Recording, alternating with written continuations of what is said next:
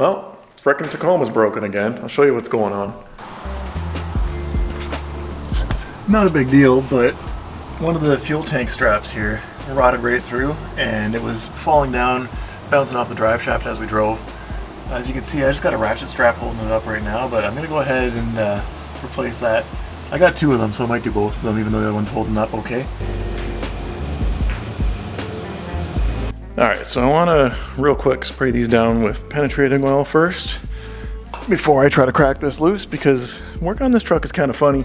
It's got a new frame on it, so parts of it are like brand new under here, and then other parts are pretty crusty, so these bolts don't look too bad.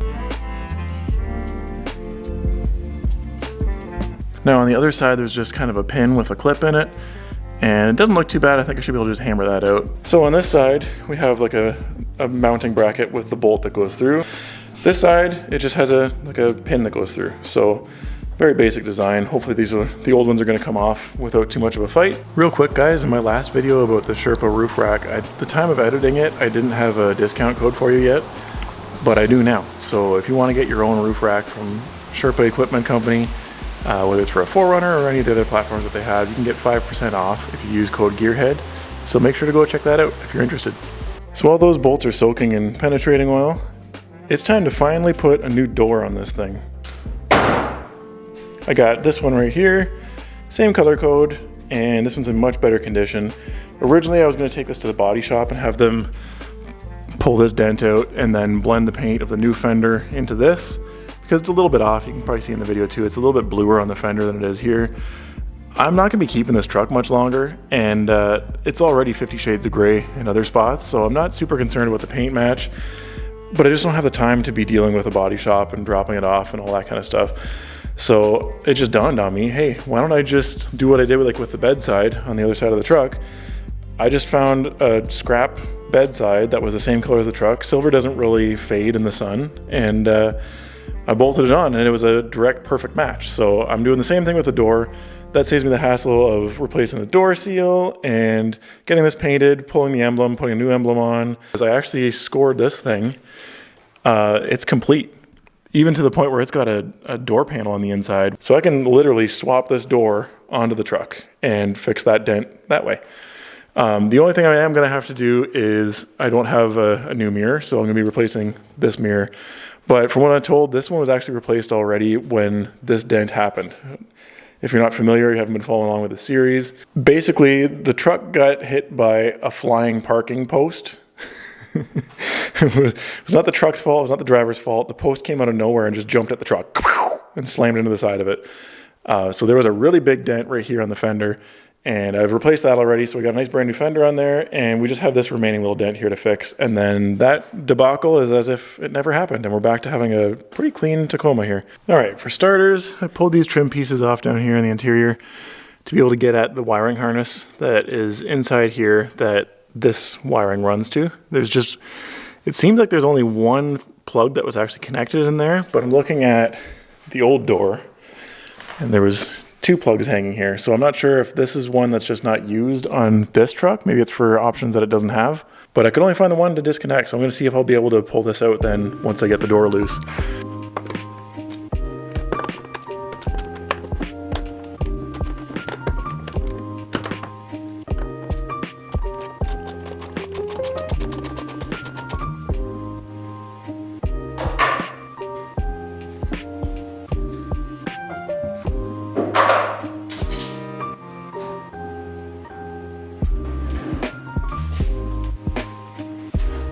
All right, well, as you can see, I got the door off, and it was actually pretty easy, I have to say. It didn't really fight me too much. So I did end up removing it from the hinges with the hinges still on the truck here. And the new door has the hinges on it as well.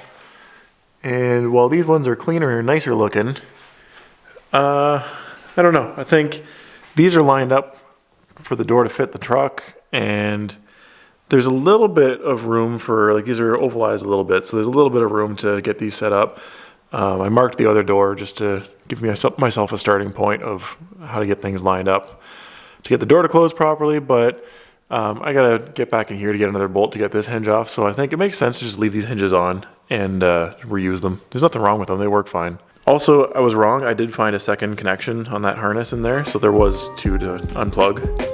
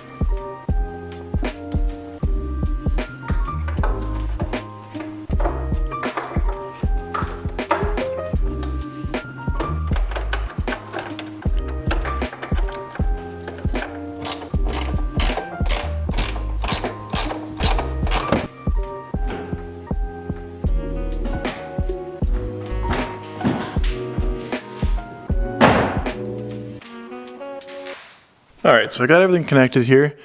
I ran the wiring through the grommet here, got both connections hooked back up, got this guy mounted up and bolted up no problem.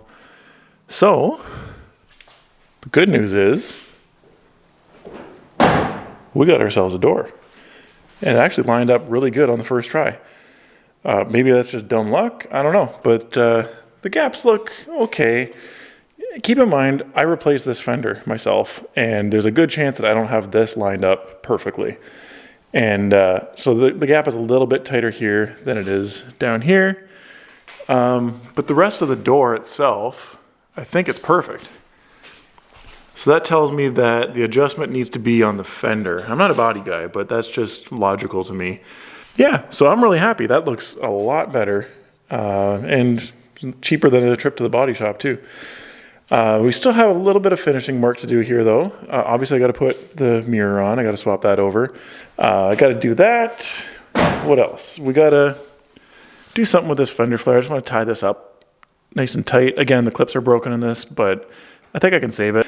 The only other thing we still got to do then is I got to swap this door panel over, because this one, I don't know if this was always like this from the previous truck or if this is just from the guy that I bought this from when he was taking it off with his greasy hands. But that's not great. And I could potentially try scrubbing it clean. Maybe I will. The other one is a lot cleaner. The one on the old door is a lot cleaner because the interior on this truck right now is not that accurate of a display, but it's actually really clean. And so the original door panel that was on here, I think is better than this one. So I'm going to swap that over. Now these switches actually look a little bit better, but speaking of which, let's find out if the door and everything works. I know I connected the wiring harness properly, but let's just find out. Oh, baby. Okay. And passenger. Yeah. So these door switches work perfect. Door locks. Cool. We'll see if I can put all this interior trim back together with one hand while I hold the camera. I have high hopes. This just goes in here like this.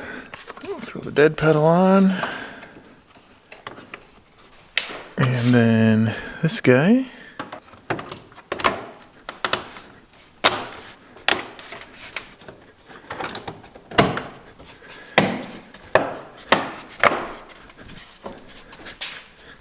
He goes on just like that, and I believe we're back together. I really need to detail the interior on this thing. Let me know in the comments if you want to see me do a how to deep clean your truck video. This one certainly do. So in order to remove the side view mirror on these, we actually have to pull the door panel off, which is fine because I'm going to swap this door panel with my other one anyways, because look at how dirty this is. This is all just like greasy handprints and stuff. But as you can see, in order to get at the other, there's I think 2 more mounting bolts for the side view mirror.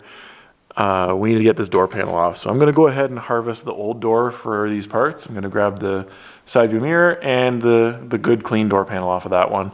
And then we'll pick back up taking this one off, putting the new one on, and button this all together.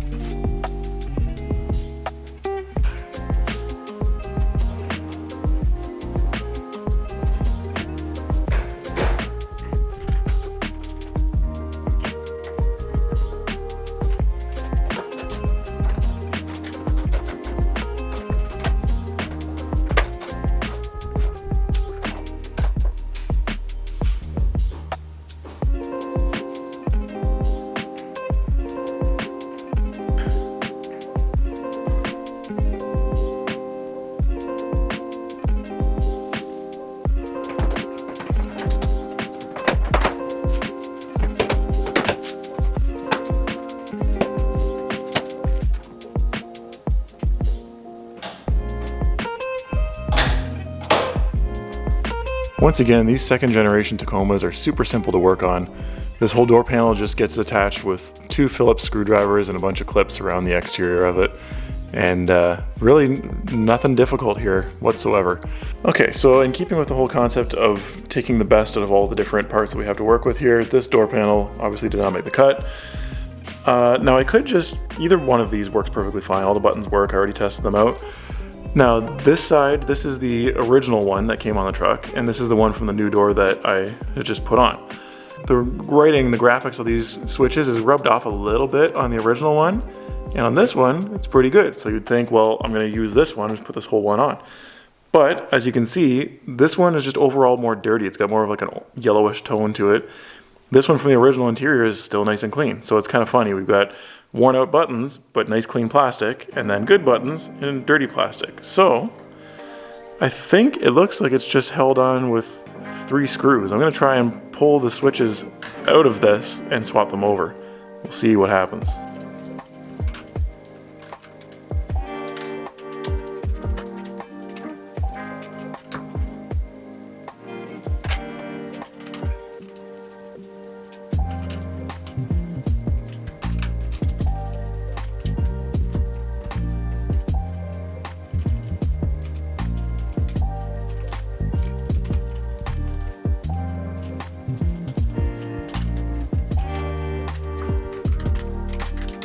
So we got the good plastic with the nice buttons on it now. So we're gonna go ahead and pop this one in. Wonder if I can do this one-handed. There we go, I think we got it clipped in. And this just snaps in place. This just pops in like that. I do believe we now have a nice clean, complete door. We got the mirror on, nice clean door panel, and most importantly, it's clean on the outside, no more dent up front here. So I ended up just putting a little self-tapper in here. I don't have any spare clips for this, so I just put a screw in there to hold that fender flare up, and now all those gaps are nice and tight. And there's no longer any real noticeable signs of damage. There's still some scratches on that fender flare. I'm not sure if I'm gonna bother painting that or not. Not super noticeable, it's all just silver, so this is never intended to be a show truck. We're gonna be selling it soon anyways, so I'm gonna leave it at that for now, and we'll see if I end up pulling these fender flares off to paint them or not. Anyways, little coffee break, and now we're gonna get started on the fuel tank straps finally.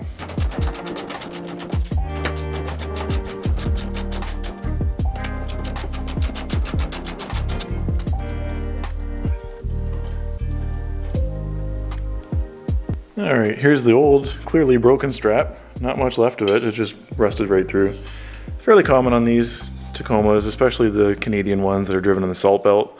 This is very thin steel, so it's bound to happen.